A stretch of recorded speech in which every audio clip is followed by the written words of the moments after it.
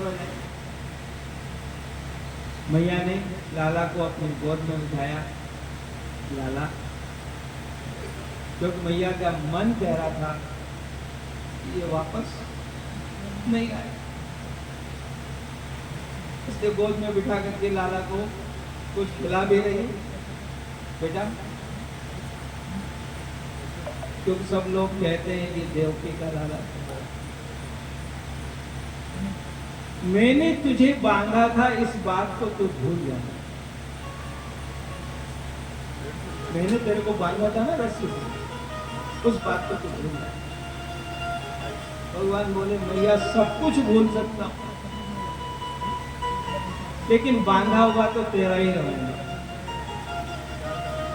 क्योंकि जिस दिन तूने मुझे बांधा था उस दिन मेरा एक नया नाम हो गया, दामोदर। दाम कहते हैं रस्सी को और उदर कहते हैं पेट। उदर में, पेट में वो रस्सी बांधी थी और उसका निशान पड़ गया। देख,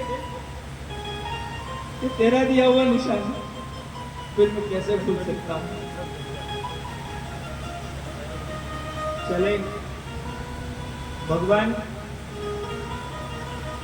बाबा को कहते, बाबा आप जल्दी जाओ, आपको देर लगेगी, हम तो रथ में बैठ करके आएंगे तो जल्दी आ जाएंगे, आपको तो टाइम लगेगा, बैलगाड़ी धीरे धीरे चलेगी, क्योंकि आगे जो होने वाला है वो इनके सामने नहीं हो पाएगा। सब गोपियां इकट्ठी हो गई। आज दिन तक तो हमने बहुत लाज शर्म करी, बड़े बड़े क्या कहेंगे, लोग क्या कहेंगे, इसका सब विचार किया। कोई कुछ भी कहे, आज तो सब की सब धरना देकर के बैठ गए, चारों तरफ से उस रथ को घेर दिया और कृष्ण बलराम उसमें बैठे हुए। अक्रूर जी रथ चलाने को तैयार हैं, किसी ने उनका लगाम पकड़, घोड़े के उन्होंने एकदम चारों तरफ से घेर दिया है, कुछ रास्ते में लेट गए, हमारे ऊपर से रथ चला करके ले जाओ, हम नहीं ले जाएंगे। बड़ा एकदम करुण दृश्य हो गया, सब घर घर। भगवान रथ से नीचे उतरे और भगवान ने नीचे उतर करके उन गोपियों को समझाया। अपनी बंसी भी वहां पर, अब बंसी का काम नहीं, यहाँ हमने ब्रज में बहुत चैन की बंसी बजाई, अब वहां शंख बजाना है, बड़े बड़े काम करना है। जो कृष्ण तुम्हारे सामने चुल्लुवर छठियावर, एक चुल्लुवर छाछ के लिए ठुमके लगा करके नाचता था, वो कृष्ण अब सारे जगत को नचाने के लिए जा रहा है, इसलिए बंसी का अब काम नहीं है। और गोपियों में बहुत बड़ा काम करने जा रहा हूं, जरा सा कुछ होगा और धड़ धड़ शुरू हो जाएगी, ऐसी स्थिति है। एक पलक झपकी ये अश्रुधारा शुरू हो जाए। लेकिन भगवान ने रथ से नीचे उतर के उनको कह दिया, देखो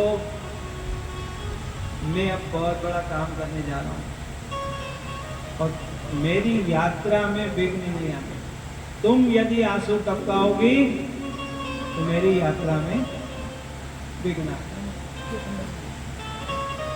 बस गोपियों के मन में ये बात आ गई, हमारे आंसू नहीं टपकना चाहिए, नहीं तो हमारे लाला की यात्रा में विघ्न होगा, अमंगल हो जाएगा।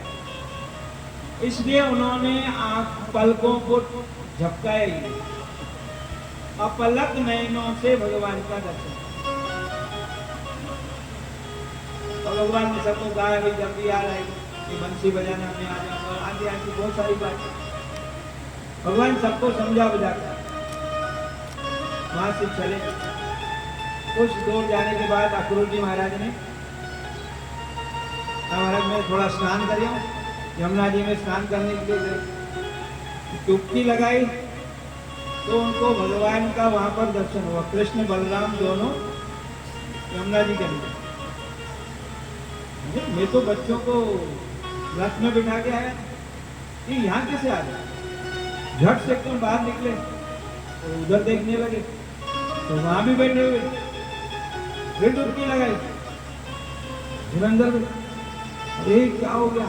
बार बार डुबकी लगाते हैं, बार बार रथ की तरफ देखते हैं। फिर समझ में आया ये साक्षात भगवान। बाहर आए, रथ के पास आए तो भगवान ने पूछा, क्यों काका जी, आप कभी आकाश में देख रहे थे, कभी जल में देख रहे थे, कभी पृथ्वी में देख रहे थे, क्या बात है? कोई आश्चर्य देखा? हाँ महाराज, इस दुनिया में सब कुछ आश्चर्य ही आश्चर्य।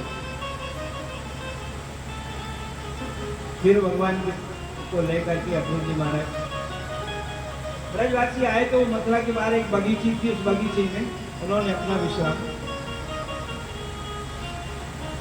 भगवान का रथ उधर से निकाले, भगवान ने कहा भैया यहीं हम भी रुकेंगे। अक्रूर जी ने कहा नहीं महाराज, मेरे घर पधारो। भगवान कहते हैं कि सब लोग यहाँ रुकेंगे, और या तो उस मथुरा में कंस रहेगा या हम रहेंगे, एक साथ दो नहीं रह सकते। आज की रात उसको रहने दो। अक्रूर जी का मन नहीं था घर जाने, बिना भगवान के वो जाना नहीं चाहते, लेकिन फिर भी बिना उनके चले गए। राजा को सूचना दी कि मैं उन बच्चों को ले आया हूँ, आदि आदि बात। इधर भगवान बाबा को कहते, बाबा ये बच्चे मथुरा देखने की कह रहे हैं, आप कहो तो मैं घुमा के लिया। जिसने पहले कभी देखा होगा वही घुमाएगा ना। तो पहले देख के गए, यहीं से गए थे, इसलिए इनको सब पता है। कह रहे मैं बच्चों को वहां मथुरा दिखा के ले आता हूँ। भगवान बाबा कहते हैं, लाला